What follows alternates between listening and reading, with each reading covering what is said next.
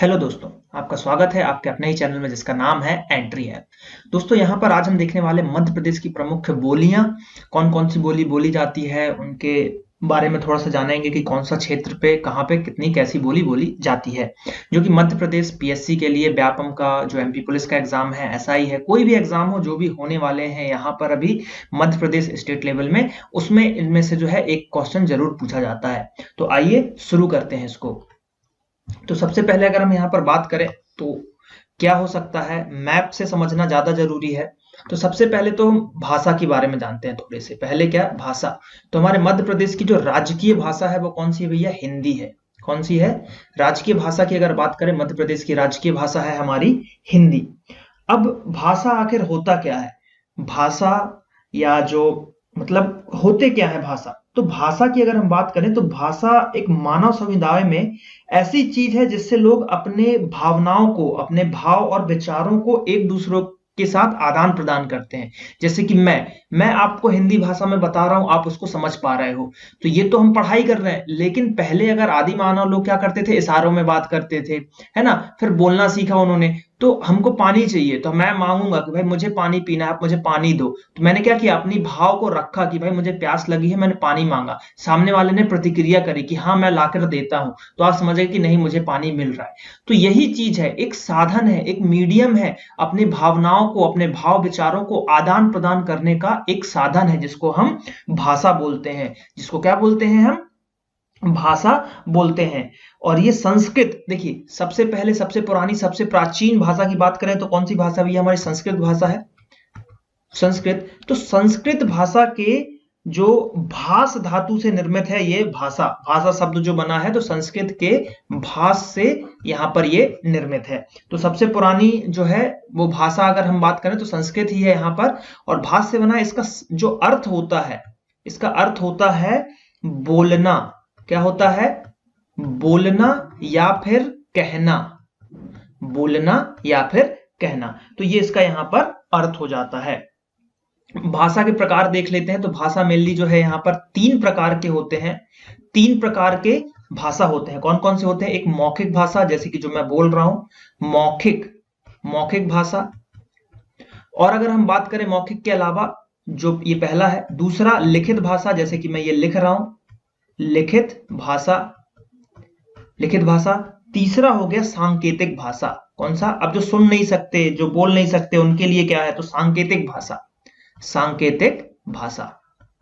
तो ये तीन प्रकार की भाषा होती है। मौखिक भाषा की वह भाषा जिसमें जो है मुंह के द्वारा बोलकर अपने विचार को प्रकट करते हैं, तो मौखिक भाषा हो गया। लिखित भाषा जिसमें आप अपने विचार को लिखकर, लिखकर किसी को दे रहे हो। जैसे किसी को भाई लव लेटर लिखते हैं लोग, तो लिखकर अपनी भावनाओं को यहां पर व्यक्त करते हैं, तो लिखित भाषा हो गई। अब बात करते हैं हम सांकेतिक भाषा की। सांकेतिक भाषा क्या होता है कि जिसमें जो है कुछ संकेत से अपने विचारों को एक दूसरे के सामने संकेत के द्वारा प्रकट किया जाता है, तो उसको बोला जाता है सांकेतिक भाषा। तो आई होप कि ये तीनों जो है आपको क्लियर हो गए होंगे कि ये क्या होते हैं। अब अगर हम बात करें यहां पर कि बोलियां, बोलियां, अब क्या होता है? भाषा बड़े लेवल पे होती है और बोली छोटे लेवल पे होती है। भाषा तो हो गई बड़े लेवल पे कि भाई राज्य की भाषा है ना। अब बोलियां जो है छोटे छोटे कस्बों में बोली जाती है, शहरों में बोली जाती है, एक छोटी छोटी जगहों पर बोली जाती है, तो उनको हम क्या कहते हैं? बोलियां बोलते हैं। एक प्रॉपर एक कोई जनजाति है, जैसे मान लो एमपी की बात करें से भील जनजाति है, तो वो अपनी बोली बोलेगी, है ना। कोरकू जनजाति। तो इस तरीके से जो है यहाँ पर जनजाति जितनी होंगी उसी हिसाब से उनकी जो है भाषाएं यहाँ पर हो जाएंगी। तो अब हम उन्हीं को यहाँ पर डिस्कस करने जा रहे हैं। किसको? उन्हीं को। तो अब जो है मैप में बता रहा हूं कि कौन कौन सी कहां कहां पर भाषाएं बोली जाती है। तो सबसे पहले अगर हम बात करें तो जो ये वाला हिस्सा है, जो यहाँ का हिस्सा है निमाड़ी, तो यहाँ पर निमाड़ी ही बोली जाती है। यहाँ पर क्या बोली जाती है? निमाड़ी बोली जाती है। यहाँ पे कौन कौन से हिस्से आते हैं? बड़वानी, बुरहानपुर, खंडवा, आपका खरगोन, ये सभी आती है। तो यहाँ पर कौन सी भाषा बोली जाती है? यहाँ पर निर्माणी बोली बोली जाती है। सॉरी, भाषा नहीं, बोली, निर्माणी बोली बोली जाती है, निमाड़ी। अब अगर हम यहाँ पर बात करें, जो ये झाबुआ वाला हिस्सा है, झाबुआ, अलीराजपुर और धार, झाबुआ, अलीराजपुर और धार, तो ये वाला हिस्सा है। यहां पर जो बोली जाती है, यहाँ पर भील ज्यादा मिलेंगे आपको, भील जनजाति। तो यहाँ पर भीली बोली बोली जाती है। अब अगर हम ये वाला हिस्सा देखें पूरा अपना, ये वाला हिस्सा जो मालवा का पठार है, जो मालवा का पठार है, तो यहाँ पर कौन सी बोली? मालवी बोली जाती है। मालवी, यहाँ पर कौन सी बोली बोली जाती है? मालवी बोली जाती है। अब अगर हम ये वाला हिस्सा बात करें, जो हमारा मध्य भारत का पठार था शिवपुरी तक, तो यहाँ पे है शिवपुरी, तो इतना वाला जो हिस्सा है यहाँ पर मेनली जो है ब्रज भाषा बोला जाता है। क्यों? क्योंकि यूपी के टच में है, तो यहाँ पर जो है ब्रज भाषा या ब्रज बोली का यहाँ पर प्रचलन है। ब्रज बोली, ब्रज भाषा का यहाँ पर प्रचलन है। तो ये शिवपुरी वाला हिस्सा, और इधर भिंड, मुरैना, ग्वालियर, दतिया, तो यहाँ पर आपको वो वाली लैंग्वेज मिलेगी। और इधर अगर हम बात करें यहाँ पर जैसे नीमच, मंदसौर, आगर मालवा, उज्जैन, शाजापुर, इन सब जगहों पे मालवी बोली आपको देखने को मिल जाएगी। कौन सी बोली देखने को मिल जाएगी? मालवी बोली देखने को मिल जाएगी। फिर उसके बाद यहाँ भी ये वाला हिस्सा है, जो ये वाला हिस्सा है, यहाँ पर भी आपका मालवी बोली, देवास के आसपास मालवी बोली यहाँ पर बोला जाता है। अब हमारा ये वाला हिस्सा हो गया जो होशंगाबाद और छिंदवाड़ा वाला हिस्सा है। होशंगाबाद, छिंदवाड़ा, बैतूल, तो यहाँ पे अगर हम बात करें तो यहाँ पर आपको कोरकू बोली देखने को मिलेगी। कौन सी?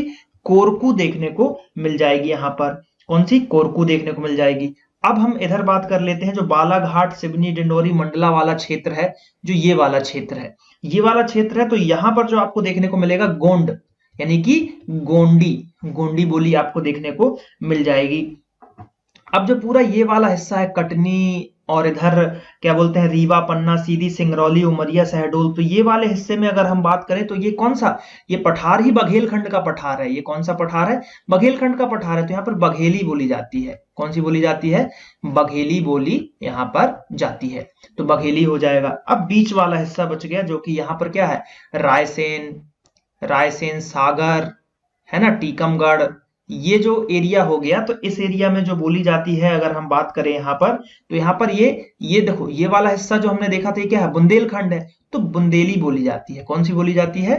बुंदेली यहाँ पे बोली जाती है। अब बच गया ये वाला हिस्सा, ये क्या है? ये है भैया भोपाल, भोपाल है हमारा, सीहोर है।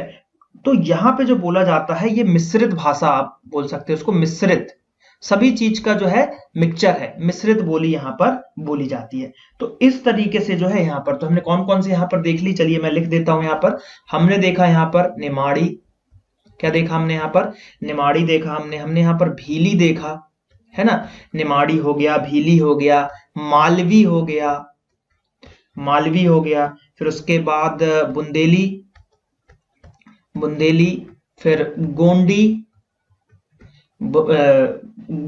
फिर उसके बाद बघेली, ठीक है, कोरकू, कोरकू की बात करें, कोरकू भी हमने देखा। तो यहाँ पर कितने होगा?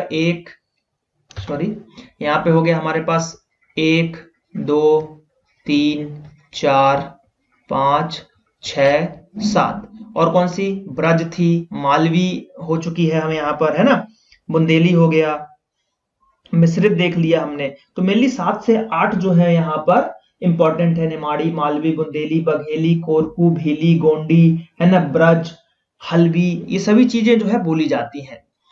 तो मैप से समझने में आपको क्या हुआ कि आपको लोकेशन याद हो गया कि भाई मंडला वाला क्षेत्र अगर आएगा, बालाघाट वाला क्षेत्र आएगा तो गोंड लगा देंगे हम, बघेलखंड के पठार से रिलेटेड चीजें आएंगी तो बघेली लगा देंगे, सागर की बात की जाएगी, जबलपुर की बात की जाएगी तो हम बुंदेली बोल देंगे, यहाँ पर शिवपुरी की बात की जाएगी, भिंड, मुरैना तो ब्रज बोलेंगे, मालवा का क्षेत्र पूरा होगा तो वहां पर मालवी बोलेंगे, इधर अलीराजपुर, झाबुआ, भील बता देंगे हम, यहाँ पर निमाड़ी, खरगोन, खंडवा में निमाड़ी बोल देंगे। तो इस तरीके से मैप से करने पे क्या हुआ कि मैप रीडिंग हो गई आपकी, और आपको यहाँ पर समझ में आ गया कि भाई कौन सी बोली किस एरिया में बोली जाती है। तो एग्जाम में अगर पूछ लिया जाता है तो ये जो है आप आसानी से इसको जो है यहाँ पर लगा पाओगे। ठीक है, तो आई होप कि ये क्लियर हो गया होगा आपको, है ना। अब आगे बढ़ते हैं यहाँ पर, अब इन बोलियों के बारे में थोड़ी सी जान लेते हैं कि किस बोली में क्या है और क्या चीजें इंपॉर्टेंट है। ठीक है, चलिए तो सबसे पहले हम यहाँ पर देखने जा रहे हैं कौन सी हमारी निमाड़ी बोली, कौन सी? निमाड़ी। तो निमाड़ी की बात करें तो निमाड़ी कहाँ पे बोली जा रही थी निमाड़ी भैया? नीचे खरगोन, खंडवा, बड़वानी, बुरहानपुर, धार। तो इसका जो क्षेत्र है, इसका क्या है, किस क्षेत्र में मेनली यहाँ पर बोली जाती है? तो खंडवा, ठीक है, खरगोन, खंडवा, खरगोन हो गया यहाँ पर, फिर उसके बाद बड़वानी, बड़वानी, बुरहानपुर, बुरहानपुर, और एक यहां पर एरिया आता है हमारा धार। तो यहां पर आपको कौन सी निमाड़ी बोली देखने को मिलेगी, कौन सी बोली देखने को मिलेगी, निमाड़ी बोली यहां पर देखने को मिल जाएगी। अब अगर हम बात करें तो ये निमाड़ी का विकास कैसे हुआ, है ना, इसका विकास देख लेते हैं कि निमाड़ी का यहाँ पर विकास कैसे हुआ। तो निमाड़ी बोली की अगर हम बात करें तो निमाड़ी जो है इसका विकास हुआ सौरसेनी अपभ्रंश से हुआ। पश्चिमी हिंदी की बोली है, कौन सी, पश्चिमी हिंदी की बोली जो निमाड़ी है उसका विकास सौरसेनी अपभ्रंश से हुआ। किससे हुआ, याद रखिएगा, सौरसेनी अपभ्रंश। तो इससे इनका विकास हो गया। तो ये चीजें आपको यहाँ पर जो है ध्यान रखिएगा। अब अगर हम बात करें कि मेनली जो है इनका साहित्य क्षेत्र में किस तरीके से और किसने कहां पर जो है यूज किया है, अगर हम बात करें तो मेनली जो है संत सिंगा जी आपने देखा होगा। संत सिंगा जी की बात करें तो प्रसिद्ध साहित्य जो है निमाड़ी बोली में वो लिखते थे। तो साहित्य क्षेत्र की अगर हम बात करें तो इसमें संत सिंगा जी का मेला भी जो लगता है, सिंगा जी ने क्या किया था, निमाड़ी में अपने जो है साहित्य यहां पर लिखे थे। निमाड़ी साहित्य में इतिहास का पुस्तक एक लिखी गई थी, निमाड़ी साहित्य का इतिहास, है ना, निमाड़ी साहित्य का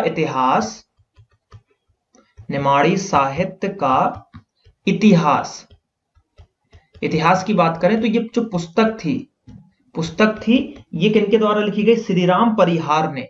किसने, डॉक्टर श्रीराम परिहार, तो इन्होंने लिखी। तो ये भी निमाड़ी भाषा का यहां पर जो है प्रचलन हुआ।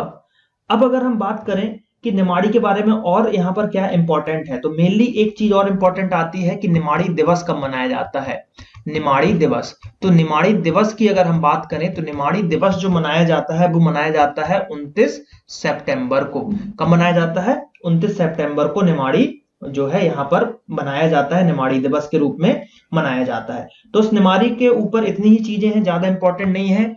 जो हमको याद रखना है मेनली क्षेत्र, आपसे हमेशा क्षेत्र पे ही क्वेश्चन पूछा जाएगा कि निमाड़ी बोली मध्य प्रदेश के किस क्षेत्र में बोली जाती है। तो खंडवा, खरगोन, बड़वानी, बुरहानपुर और धार, ये चीजें जो है यहाँ पर आपको ध्यान रखना है। एक जॉर्ज ग्रियर्सन थे, कौन थे, जॉर्ज की बात करें, जॉर्ज ग्रियर्सन थे। इन्होंने निमाड़ी को क्या बोला था, इन्होंने इसको यहां पर दक्षिणी हिंदी बोला था। क्या बोला था, दक्षिणी हिंदी। तो दक्षिणी हिंदी जो है इसको बोला गया था। तो ये भी आप याद रख सकते हो, क्योंकि कोई बाहर का व्यक्ति अगर किसी भाषा बोली के ऊपर कुछ बोलता है तो वो एक इंपॉर्टेंट फैक्ट हो जाता है और एग्जाम में पूछे जाने की संभावना यहां पर बढ़ जाती है। ठीक है, चलिए आगे बढ़ते हैं, अगली बोली की तरफ बढ़ते हैं। अगली बोली मालवी है, जो कि मालवा के क्षेत्र में आपको देखने को मिलेगी। कौन सी, मालवी बोली। तो मालवी बोली की अगर हम बात करते हैं यहाँ पर, तो मालवी बोली जो है ये भी सौरसेनी अपभ्रंश से हुआ है। यहाँ पर किससे हुआ इसका विकास, इसका विकास जो हुआ है वो हुआ है सौरसेनी अपभ्रंश। ठीक है, सौरसेनी अपभ्रंश से इसका विकास हुआ है। मूल रूप से ये मारवाड़ी से संबंधित है। किससे संबंधित है, मारवाड़ी से संबंधित है। राजस्थान से टच में है जो हमारा मालवा क्षेत्र है, इसलिए। तो मेनली जो अगर हम बात करें यहाँ पर कि किस क्षेत्र में ये बोली जाती है, तो मेनली जो है आपका उज्जैन, देवास, रतलाम। तो क्षेत्र की अगर आप बात करोगे तो पूरा मालवा क्षेत्र, ठीक है, कौन सा क्षेत्र, मालवा क्षेत्र। तो यहाँ पर आपको देखने को मिल जाएगा इंदौर, है ना। कौन कौन से जगह देखने को मिल जाएंगे अगर हम बात करें जो मालवा क्षेत्र है, तो देखो मंदसौर सबसे लास्ट में, मंदसौर हो गया, नीमच हो गया, ठीक है, मंदसौर हो गया, नीमच हो गया, रतलाम, है ना, उज्जैन। उसके बाद अगर हम बात करें तो आपको देवास भी देखने को मिल जाएगा, है ना, देवास, गुना, विदिशा। तो ये सभी जगह क्या है, यहाँ पर जो है अशोकनगर, इन सब जगहों पर आपको कौन सी भाषा मतलब बोली देखने को मिलेगी, यहाँ पर आपको मालवी बोली देखने को अधिकतर मिल जाएगी। और मालवा क्षेत्र में बोली जाती है इसलिए इसका नाम मालवी पड़ा है। मेनली जो ये जो बोली जाती है मालवा क्षेत्र में बोली गई है, इसीलिए इसका नाम जो है मालवी जो है बोली पड़ गया है। और मेनली जो अगर हम बात करें इधर तो नीमच हो गया जो कि राजस्थान के टच में आता है, तो वहां तक जो है राजस्थान में भी ये टच हो जाता है। देखिए ये वाला एरिया है ना इधर वाला एमपी का, यहाँ पर है सबसे लास्ट में नीमच, तो और यहाँ से लग जाता है राजस्थान, यहाँ से क्या लग जाता है राजस्थान। तो ये राजस्थान के भी कुछ एरिया में जैसे कि कोटा है, टोंक है, चित्तौड़गढ़ है, तो वहां पर भी आपको मालवी बोली देखने को मिल जाएगी। तो इसका विस्तार जो है राजस्थान में भी आपको देखने को मिल जाएगा। तो ये भी जो है थोड़ा सा यहाँ पर इंपॉर्टेंट हो जाता है। तो आई होप कि ये चीजें आपको क्लियर हो रही होंगी। ज्यादा चीजें नहीं है इनके बारे में समझने के लिए, बस जो है क्षेत्र मेनली इंपॉर्टेंट है, तो वो मैं आपको यहाँ पर थोड़ा सा बता रहा हूँ। और जो भी चीजें हमको यहाँ पर पता चलेंगी वो मैं आपको इंपॉर्टेंट जो होगा वो मैं आपको बताते जाऊंगा। चलिए आगे बढ़ते हैं बुंदेली की तरफ। बुंदेली, बुंदेलखंड के पठार पे जो बोली जाती है बुंदेली।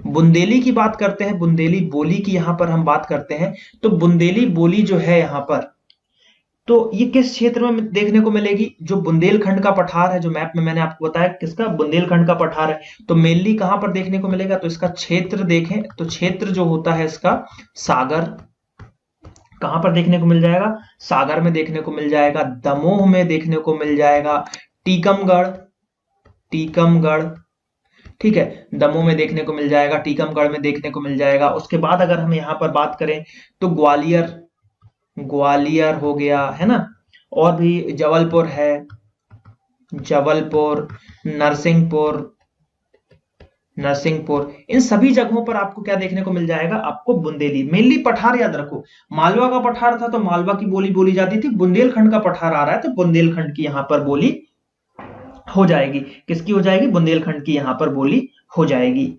अब अगर हम बात करें तो बुंदेल जो बोली होती है, बुंदेली जो बोली है इसकी उपबोली भी है, कुछ उपबोली। कौन सी? उपबोली। तो इसकी कुछ उपबोली है वो आप याद रखो। पंवारी, कौन सी है? पंवारी है यहाँ पर, लौधाली है, लौधाली है यहाँ पर, और खटौला है। कौन सी है? खटौला। तो ये इसकी क्या हो गई? उपबोली यहां पर हो गई। और इसका भी अगर बात करें, इसका भी जो विकास हुआ है तो आर्य भाषा के अंतर्गत सौरसेनी अपभ्रंश से ही यहां पर आपको देखने को मिल जाएगी। ठीक है, बुंदेलखंडी। अब इसको बुंदेली को बुंदेलखंडी भी बोला गया है, और ये किसने बोला? जॉर्ज गियर्सन ने, जो जिन्होंने निमाड़ी को बोला था कि दक्षिणी हिंदी है। तो जॉर्ज, ठीक है, जॉर्ज गियर्सन की अगर हम बात करें, जॉर्ज गियर्सन की बात करें, तो इन्होंने क्या किया? इन्होंने इसको क्या बोला? इसको बोला बुंदेलखंडी, बुंदेलखंडी इसको बोला। तो ये भी यहां पर जो है इंपॉर्टेंट हो जाने वाला है, तो इसको 3 स्टार मार्क कर लो।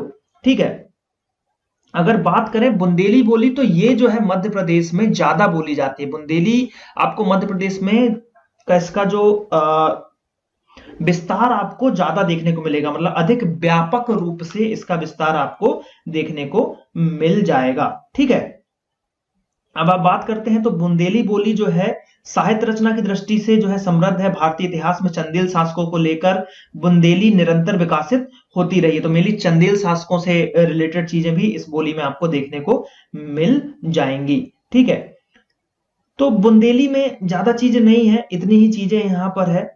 अब जैसे कि कुछ बुंदेली यहाँ की राजभाषा के रूप में प्रतिष्ठित रही है, जैसे बुंदेलखंड के नरेश जो थे, जैसे बुंदेलखंड जो हमारा पूरा देखिए मैप, अगर मैं छोटा सा एक एमपी का ऐसा आपको मैप बना के दिखाऊं, ठीक है, कुछ इस तरीके से यहां से हम आए, ऐसे गए, ठीक है, ऐसा थोड़ा सा। तो जो ये वाला एरिया है, ये वाला एरिया कौन सा है? ये है बुंदेलखंड का पठार। तो यहाँ पे मेनली जो है ये बोली बोली जाती थी। तो यहाँ की जो प्रतिष्ठित राजभाषा भी रही है, राजभाषा भी रही है हमारे नरेशों की, नरेशों की राजभाषा भी रही है बुंदेलखंड में, है ना। जैसे कि वहां पर, और वहां के जो प्रतिष्ठित जो कवि थे, जैसे कि केशव की बात करें, है ना, केशव की बात करते हैं हम यहाँ पर, पद्माकर की बात करते हैं, ठीक है, पद्माकर की यहाँ पर बात करते हैं, लाल कवि गंगाधर व्यास, है ना, कौन? लाल कवि गंगाधर व्यास। तो ये लोग जो है बुंदेली में जो है कविता भी अपनी लिखा करते थे। तो ये थोड़ा सा इंपॉर्टेंट हो जाता है बुंदेली। अब हम आते हैं अगली बोली की तरफ। तो अगली है यहाँ पर बघेली। कौन सी? बघेली। तो बघेली की अगर हम यहाँ पर बात करते हैं, कौन सी बोली की बात करते हैं हम यहाँ पर, बघेली की बात करते हैं। तो बघेली की अगर हम क्षेत्र की बात करें तो फिर से हम यहाँ पर एक मैप में छोटा सा आपको बना के बताता हूँ। देखिए मैप से मैं मैप की तरफ इसलिए भागता हूं क्योंकि मैप जो है यहाँ पर इंपॉर्टेंट है, मैप इंपॉर्टेंट है। थोड़ा सा गलत बन रहा है लेकिन ठीक है, समझने के हिसाब से ठीक है। तो मैप की बात करें तो जो ये वाला जो सीन था, ये वाला जो हिस्सा था, ये क्या था, बघेलखंड का पठार। किसका, बघेलखंड का पठार। तो बघेलखंड के अगर हम पठार की बात करें, बघेलखंड के पठार की बात करें तो वहां पर कौन सी बोली, बघेलखंड की बोली बोली जाती है। तो बघेलखंड के पठार में यहाँ पर कौन कौन सा एरिया रहे, पूर्वोत्तम छोर आ रहा है, तो सबसे पहले तो क्या आएगा, सिंगरौली आएगा। सिंगरौली आएगा, पूर्व में है तो सिंगरौली देखने को मिल जाएगा। सीधी शहडोल, सीधी भी वहीं पर है, उसी के आगे आपको शहडोल भी देखने को मिलेगा जो कि 10वां हमारा संभाग है। सतना, सतना आपको देखने को मिलेगा। अनूपपुर, अनूपपुर, फिर उसके बाद यहां पर और जो चीजें देखने को मिल जाएंगी, उमरिया भी है, उमरिया भी है इस क्षेत्र में। तो इन सभी क्षेत्रों में कौन सी बघेली बोली यहां पर बोली जाती है, कौन सी बघेली बोली यहां पर बोली जाती है। एक यहां पर इंपॉर्टेंट फैक्ट यहां पर आता है जो इंपॉर्टेंट है, नाम आप याद रखो, डॉक्टर श्रीनिवास शुक्ल। कौन है, डॉक्टर श्रीनिवास शुक्ल। अब इन्होंने क्या किया, श्रीनिवास शुक्ल ने क्या किया, तो इन्होंने जो किया, बघेली शब्दकोश का संकलन किया है। इन्होंने क्या किया है, बघेली यानी कि डिक्शनरी की बात की जा रही है, बघेली शब्दकोश, शब्दकोश। तो अगर पूछ लिया जाए कि भैया बघेली शब्दकोश का संकलन किसने किया है, तो डॉक्टर श्रीनिवास शुक्ल जी ने यहां पर किया है।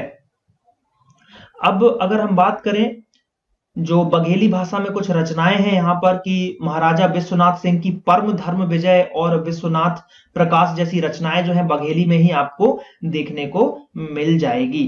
ठीक है, तो मेनली जो है बघेलखंड के पठार में ये बोलियां बोली जाती थी। तो हमने क्षेत्र देख लिया, जो ये वाला क्षेत्र है। तो मैप में देखो, मैप जैसे देखोगे तो फिर आपको याद आ जाएगा कि कौन कौन सी क्षेत्र में क्या बोली जाती है यहाँ पर। ठीक है, अब मेनली जो है आप परम धर्म विजय याद रखो, एक बुक का नाम है परम धर्म विजय। परम धर्म विजय की अगर हम बात करें तो ये जो है आपकी बघेली बोली में ही आपको देखने को मिलेगी, जिसमें जो है कुछ लोकगीत, लोकगीत देखने को मिलेंगी, जो कि बघेली भाषा में लोकगीत, लोक गायन, लोक कथाएं संग्रह आपको देखने को मिल जाएगी। तो ये बघेली बोली के बारे में यहाँ पर था।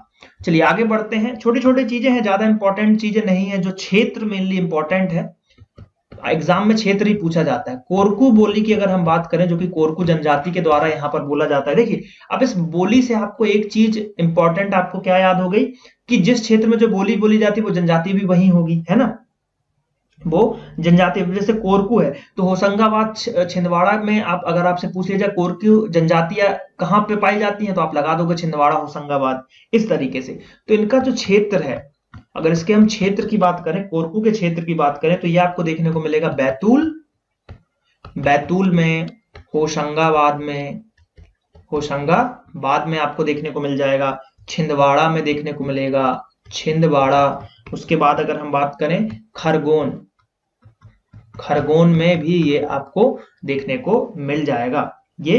ठीक है, तो कोरकू जनजाति के द्वारा जो है कोरकू बोली यहां पर बोली जाती है। ठीक है, अब अगर हम बात करें कोरकू के बारे में और क्या यहाँ पर क्वेश्चन बन सकता है, तो कोरकू जो भारत के मध्य प्रदेश वो महाराष्ट्र राज्यों में बोली जाने वाली जो है यहाँ पर एक भाषाएं है। और इस परिवार की एक मुंडा शाखा भी एक भाषा है जिसे कोरकू समुदाय बोलते हैं। तो मेनली जो है कोरकू के लिए है कोरकू जनजाति।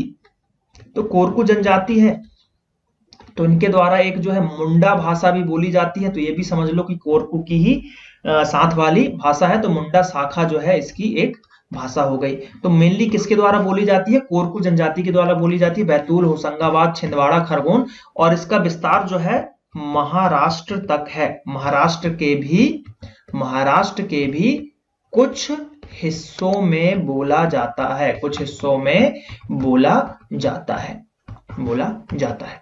तो ये जो है आपको याद रखना है कि कोरकू कहां पे, यहां पे भी यहां बोला जाता है। तो कोरकू भी हमने देख लिया। अब हम भीली के बारे में बात कर लेते हैं, जो कि अलीराजपुर झाबुआ में देखने को मिलेगा। कौन सी? भीली बोली। भीली बोली की अगर हम यहां पर बात करें तो भीली बोली किस क्षेत्र में आपको मेनली देखने को मिलेगा? भीली बोली की बात करें तो ये जो है आपको मेनली झाबुआ, अलीराजपुर, बड़वानी, इन सब जिलों में देखने को मिलेगा। तो क्षेत्र की अगर हम बात करें तो क्षेत्र मेनली झाबुआ, अलीराजपुर, इन जगहों पे इस बोली का प्रचलन आपको ज्यादा मिलेगा। और लगभग 60 लाख भील जनजाति ज्यादा है हमारे पास, तो 60 लाख, लगभग 60 लाख भील जो है ये भाषा, ये बोली बोलते हैं। तो इसलिए इंपॉर्टेंट है, क्योंकि भील जनजाति, और कौन सी जनजाति से रिलेटेड है? तो भील जनजाति से बोली जाती है।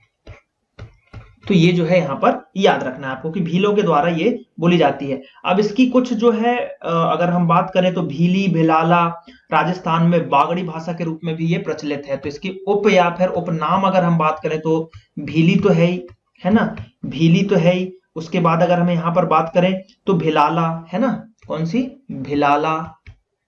और राजस्थान में अगर चला जाता है यही चीज, तो राजस्थान में जो है बागड़ी। तो ये इसके उपनाम आप इसको बोल सकते हो कि इनके जो है उपनाम हो सकते हैं।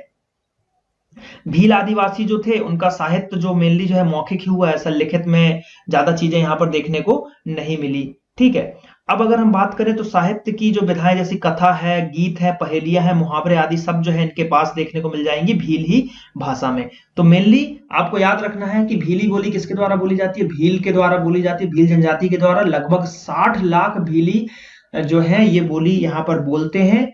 और अगर हम बात करें तो झाबुआ, अलीराजपुर और ये सारी चीजें जो है आपको यहाँ पर देखने को मिलेंगी, इसी क्षेत्र में बोली जाती है। अब हम थोड़ी सी जान लेते हैं गोंडी के बारे में। किसके बारे में हम यहाँ पर जान लेते हैं? गोंडी के बारे में जान लेते हैं। तो गोंडी जो है यहाँ पर कौन सी भाषा? गोंडी की यहाँ पर बात करें, गोंडी बोली की बात करें तो ये कहां पर देखने को मिलेगी? गोंडी की बात करें तो जो है नीचे वाला हिस्सा है, जो बालाघाट वाला हिस्सा है यहाँ पर हमारा, है ना। कौन सा हिस्सा है मध्य प्रदेश का? अगर हम गोंडी भाषा की बात करें तो बालाघाट, सिवनी, मंडला, डिंडौरी, ये वाला जो हिस्सा है बालाघाट क्षेत्र देख लेते हैं। देखो क्षेत्र की अगर हम बात करें, मैप से समझाते हैं, है ना। फिर से मैं मैप बनाता हूं एक खराब सा।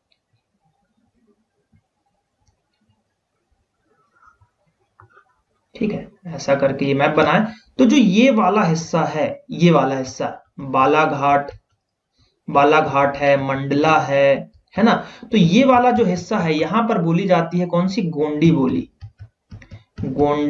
बोली आपको यहां पर देखने को मिल जाएगी।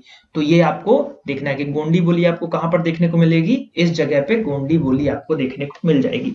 और इससे रिलेटेड क्या है? क्षेत्र जो बालाघाट हो गया, बालाघाट, है ना, मंडला, तो ये इंपॉर्टेंट क्षेत्र है जहां पर ये बोली जाती है। अनूपपुर, है ना, इन जगहों पर ये बोली जाती है। और अगर दूसरे स्टेट की बात करें तो छत्तीसगढ़, है ना, छत्तीसगढ़ हो गया, यहाँ पर महाराष्ट्र हो गया, क्योंकि देखो इधर छत्तीसगढ़ का बॉर्डर है, इधर महाराष्ट्र का बॉर्डर है, तो यहाँ पर महाराष्ट्र हो गया, है ना। गुजरात में भी कहीं कहीं पे ये जो है थोड़ा सा प्रचलन है गोंड का। और गोंड जनजाति जो है, गोंड जनजाति के द्वारा ये बोला जाता है। किसके द्वारा बोला जाता है भैया? गोंड जनजाति। तो गोंड जनजाति के द्वारा ये बोली यहां पर बोली जाती है। तो ये याद रखना कि भैया गोंडों के द्वारा ये बोली जाती है। तो ये थोड़ा सा यहां पर इंपॉर्टेंट हो जाएगा कि कौन बोलते हैं, तो गोंड यहां पर बोलते हैं। अब आगे अगर हम बात करें कुछ और चीजों की कि गोंड से क्या रिलेटेड है, तो गोंड लिपि की अगर हम बात करें तो गोंड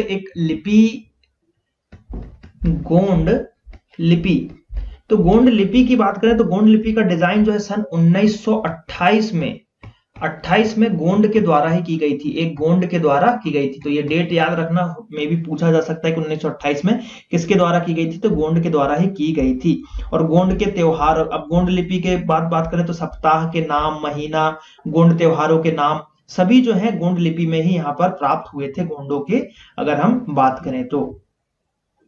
अब धीरे धीरे की अगर हम बात करें तो गोंडवाना क्षेत्र में जो है ये मेनली आपको देखने को मिलेगा, गोंडवाना क्षेत्र में ये देखने को मिल जाएगा।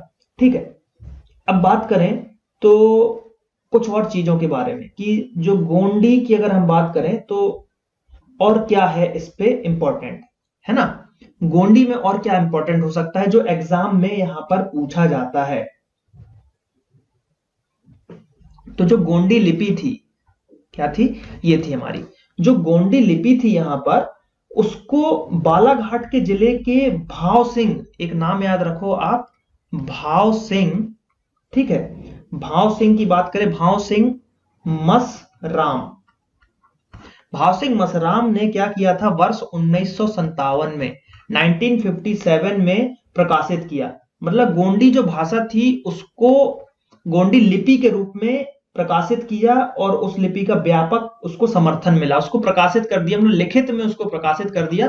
तो ये याद रखना कि भाव सिंह मसराम है, तो मेनली ये पूछ लिया जाएगा कि भाव सिंह मसराम किस बोली से रिलेटेड है, किस भाषा से रिलेटेड है, तो यहाँ पर गोंडी बोली से यहाँ पर ये रिलेटेड हो जाएंगे। तो मेनली जो है इसमें आपको याद रखना है क्षेत्र, किस क्षेत्र में बोला जाता है। तो ये बोलियां हमने देख ली, निमाड़ी, मालवी, बुंदेली, बघेली, कोरकू, भीली और यहाँ पर गोंडी देख ली, है ना। और जो ऊपर वाला हिस्सा था वहां पे ब्रज का प्रचलन ज्यादा है, जो हमारा मुरैना है ना, उसके बाद जो शिवपुरी है, तो यहाँ पर ब्रज का ज्यादा टच मिलेगा क्योंकि वो उत्तर प्रदेश से जुड़ा हुआ है। तो आई होप कि वीडियो अच्छा लगा होगा, अगर वीडियो अच्छा लगा तो लाइक करो, चैनल को सब्सक्राइब करो, बेल आइकन को दबाओ ताकि आपको सभी नोटिफिकेशन मिल सके और चैनल के साथ जुड़ जाओ। डिस्क्रिप्शन में ऐप की लिंक दी गई है, तो एंड्रॉइड या एप्पल पे आप जाकर उसको ऐप भी डाउनलोड कर सकते हो ताकि जो है फ्री ऑफ कॉस्ट वहां पर टेस्ट वगैरह दे सको। तो चलिए मिलते हैं अगले वीडियो में। थैंक यू, जय हिंद, जय भारत।